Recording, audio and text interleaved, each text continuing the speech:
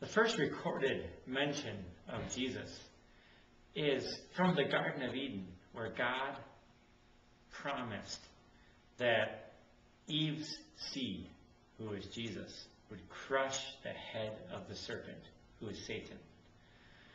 The Jewish prophets then mentioned him repeatedly to the kings of that nation.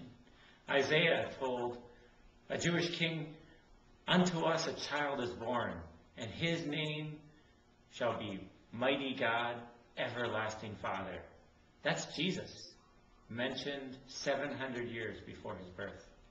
Another one of the prophets said Jesus is the desire of the nations, indicating that all the nations, even people that don't know him, have an emptiness in their heart and they're seeking after him.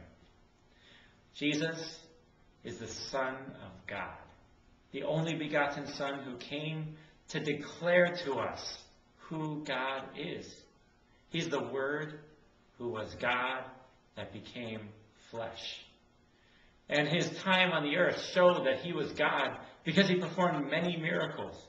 He healed the sick. He gave sight to the blind. He made the deaf hear. He raised people from the dead. He fed thousands of people with just a few loaves and some fish.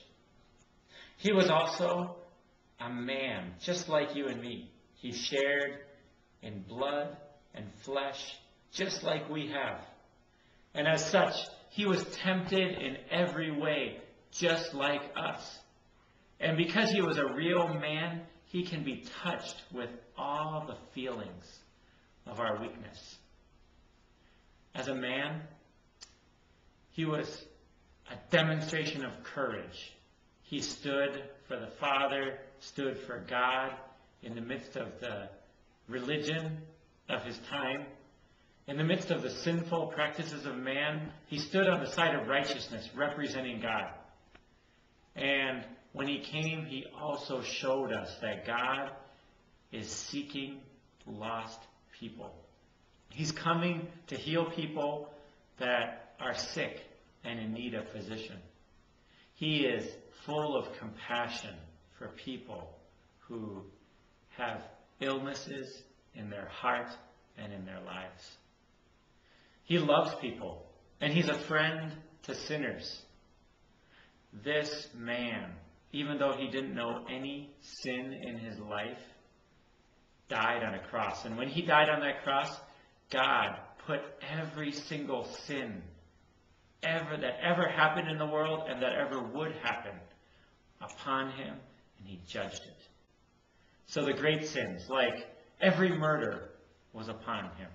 Every rape, every sexual sin, all the small sins, every tinge of jealousy, every feeling, even a gentle feeling of covetousness, it all was laid upon Jesus, who didn't know sin, and it was judged by God.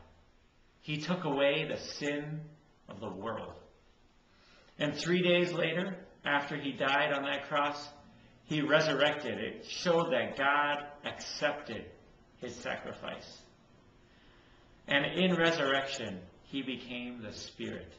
And right now, we know Jesus as the Spirit.